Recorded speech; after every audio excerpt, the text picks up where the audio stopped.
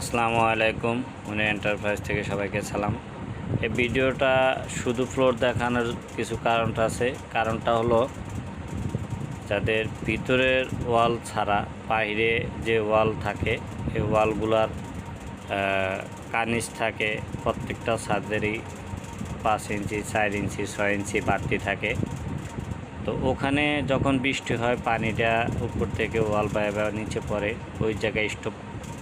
তারপরে মনে করেন যে কিছু জায়গায় আস্তরের বা বিভিন্ন কারণে পানি ভিতরে ঢুকে স্কেটিংয়ের উপরে দেখে আমরা রঙটা নষ্ট হয়ে যায়। তো সেই জন্য নতুন করে একটা সমাধান, যাদের এই সমস্যাগুলো হয়, আমরা টাইলস করে থাকি, তারপরে স্কেটিং করি।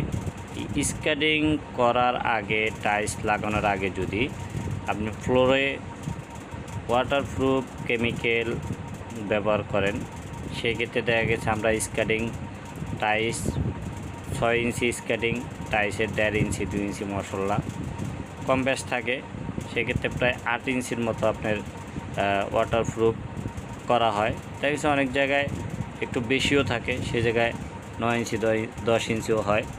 তো এই জায়গাটা কেমিক্যাল করলে ওই যে বললাম বাইরে সানসাইডে পানিটা স্টপ হয়, ওই জায়গা থেকে ভিতরে আসার চান্স থাকে বেশি। কিন্তু ওয়াটারপ্রুফ যদি করেন সেই ক্ষেত্রে আর চান্স থাকে না। এই ধরনের কাজগুলো আমরা করে থাকি। যদি কারো ভালো লাগে, করাইতে চান, তাহলে স্ক্রিনে দেওয়া নাম্বারে যোগাযোগ করবেন।